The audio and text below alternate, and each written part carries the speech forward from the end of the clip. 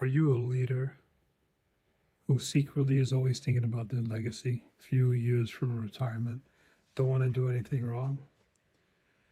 You've destroyed your legacy. Let me tell you a story of what I've seen.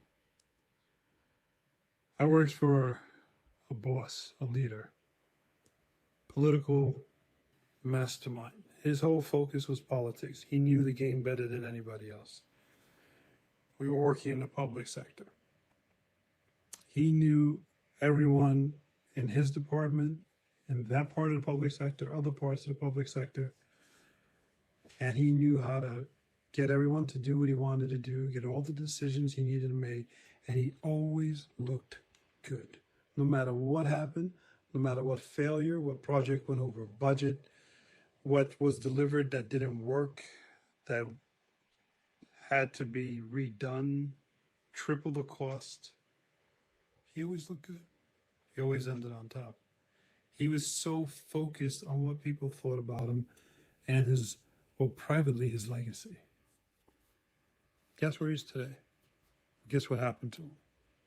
Let's do the next part. His very next position, he was there for many years in that powerful position.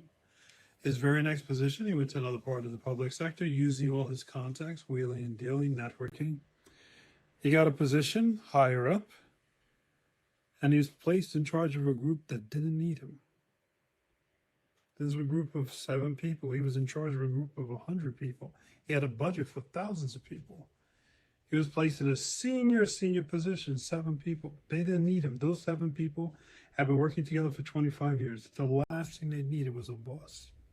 But his reward was to be the boss in this, with a fantastic title, increase in salary. They put him in a corner office. No one came and visited him. No one ever asked him any questions. Those 7 people have been working together so many decades. They knew the answer to every question. They knew who to call, who to contact, It was a token position. Congratulations. Several times, one of the 7 of his group would walk by his office, and he would be passed out asleep at his desk. He had nothing to do. The phone wasn't ringing. No one was asking him questions. In less than a year, his name was forgotten. In less than a year, nobody even thought about him.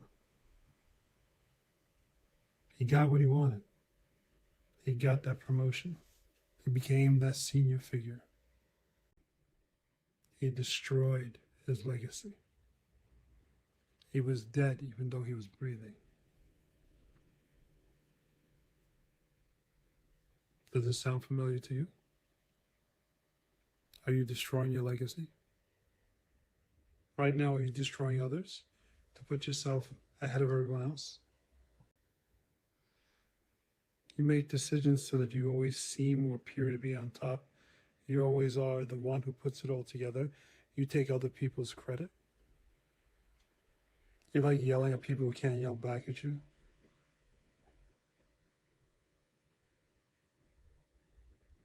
This is your story. It's not too late for you. There's another story about a king. When he was in power, the locals from far and wide in his land would come to him and ask him for, we need money for a new bridge, we need money for a new school. His father would say no. He would always say yes. Here's a little money, build that school. Here's a little money, build that bridge. Build that hospital. Or that clinic, not a hospital. He was the king of the people. When the enemy years later attacked, and the king had to be taken out from the city because the enemy had taken over the city, and he had to be hidden. Every small town in his country welcomed him, and they protected him with their lives. Because in the time of plenty, of prosperity, That king looked out after the people. He just could have ignored like everybody else, like all his fathers before him. He built the legacy by taking care of those around him and not thinking about himself. So the question you got to ask yourself, whose story did I just tell that reflects you? It's time to make a change. Don't destroy your legacy by only thinking about you. Build a legacy by only focusing on everyone else.